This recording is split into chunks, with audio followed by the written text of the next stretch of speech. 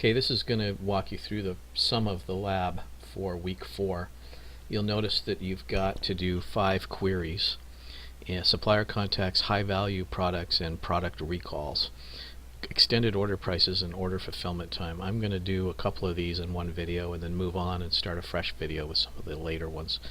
The first one is a simple query that you're going to do using a wizard, and you're going to simply pull out some columns from a suppliers table and then print off the suppliers table and see that you've got 98 rows, and then that's it. That's all you have to do.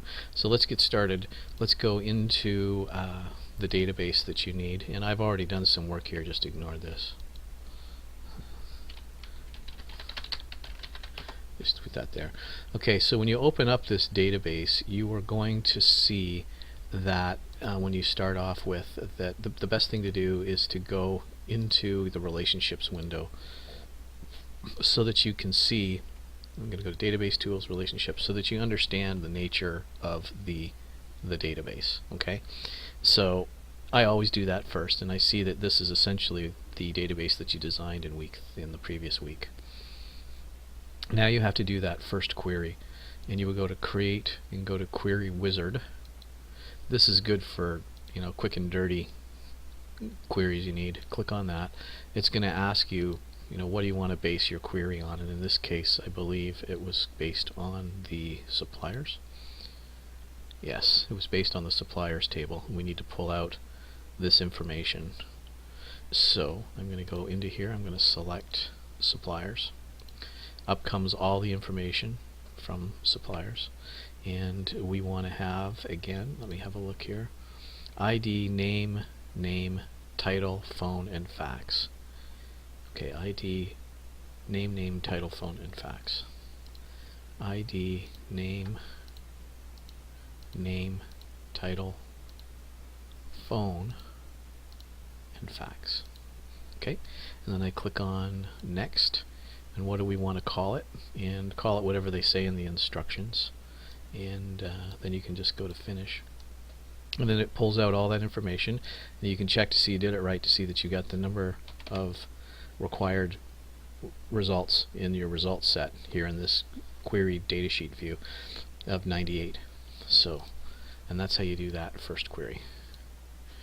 Now let's go on and let's do the second one.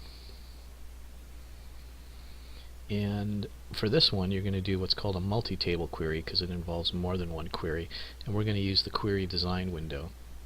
So for this one we want to pull out all of the products that have a unit price that's greater than $50 and then who the supplier is. Okay, so we're going to use the query window. We're going to bring up products and suppliers, and then we're going to pull out these columns from those two tables.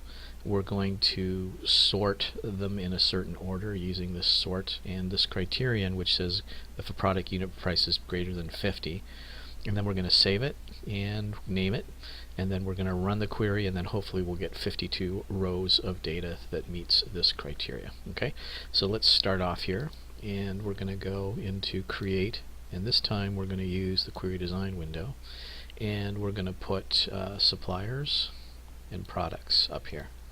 Add. Okay, so we have that in our window, and now we've got to get the appropriate columns out of it, and the columns they want is 3 product columns and 2 supplier columns. ID, name, unit price, ID, and company name. So we go ID, name, unit price, supplier ID, and company name. I just want to make sure that I got that right. Yeah, have that. Okay, and they tell you at this point to save it in case something goes wrong, so you can just X this right here, and whatever they call this, yes, I think they call this high value item query or similar. Okay, and then we find the high value item query and you run it. Just click on it, it puts you into datasheet view, and you can see we got 105 rows, and in the actual instructions we were supposed to have 52. Now why is that? That's because we were supposed to filter this based on the greater than 50. I missed that when I ran the query. So let's do what they said. We've got to sort this in descending order by unit price with all products that have a unit price that's bigger than 50. So what I'm going to do is go back, right click here to design view, and I'm going to make sure that I filter this by a unit price that is bigger than 50. Notice you don't need anything to go around this to delimit it. You don't need quotation marks or anything when you're dealing with numbers. And then they also wanted us to do it in ascending order right here. Okay, now let's run it and see if we get 52 items.